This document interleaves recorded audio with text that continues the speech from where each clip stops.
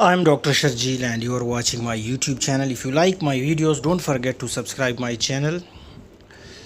Now, this is a very interesting case. This patient underwent cataract surgery in which retrobulbar anesthesia was injected inferiorly, and that probably damaged the inferior rectus nerve supply, leading to the primary underaction of the right inferior rectus muscle.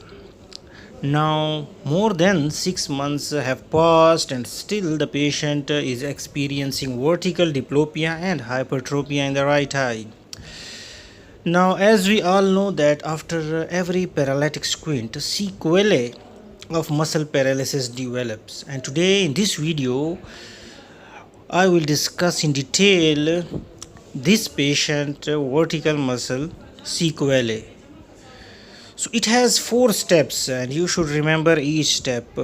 Step 1, right inferior rectus underaction due to damage to its nerve supply, and that lead to step 2. Its yoke muscle is in the other eye, which is left superior oblique, that becomes overactive. So you will find left superior oblique overaction in down and in gaze. And then comes the third step, the primary muscle, which is right inferior rectus, its antagonist, and in this case it is ipsilateral right superior rectus, and that goes into spasm. So secondary overaction of the ipsilateral antagonist will cause right eye hypertropia and diplopia. And finally, in the fourth step, the antagonist of the left superior oblique will go into inhibition. So inhibitional palsy of left inferior oblique, because antagonist of left superior oblique is left inferior oblique, and it will go into the inhibitional palsy. So in this case, left inferior oblique under action in up and in gaze you can examine. So to summarize again, step 1, primary underaction of the affected muscle, in this case right inferior rectus. Step 2, secondary overaction of the affected muscles yoke muscle, which in this case is left superior oblique. Then step 3, spasm of the ipsilateral antagonist, which is right superior rectus. And finally step 4, which is secondary inhibition of the contralateral antagonist, so that in this case is left inferior oblique. So why we need to have the knowledge of sequelae of muscle paralysis? Well, if you know the steps of the sequelae, you will know whether the palsy is fresh or old, and it also helps in the management plan. Like if you know the sequelae of muscle paralysis, you can correct the squint at all 4 steps.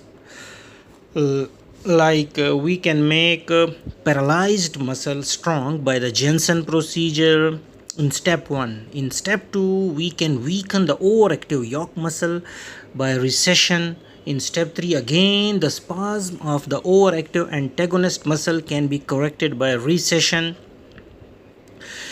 And in fourth step, the inhibitional palsy can also be corrected by resection or strengthening of the weakened muscle. So in step 1 and step 4, you will need to resect or strengthen the muscle by Jensen procedure, and in step 2 and 3, the overactive spasmatic muscles, they should be weakened by recession. So we can correct the diplopia as well as strabismus of paralytic squint with one of the above 4 steps, or we can combine any of the 2 steps. Manipulation of recti are comparatively easy as compared to that of obliques, and their outcome is also more predictable than that of obliques. So I prefer to operate on recti first, and if some residual deviation and diplopia remains, then I also operate on oblique muscles. So I hope from this practical patient of right inferior rectus paralytic squint, the sequelae I have taught, you will always remember, and you can also incorporate it in your practice. Thank you very much.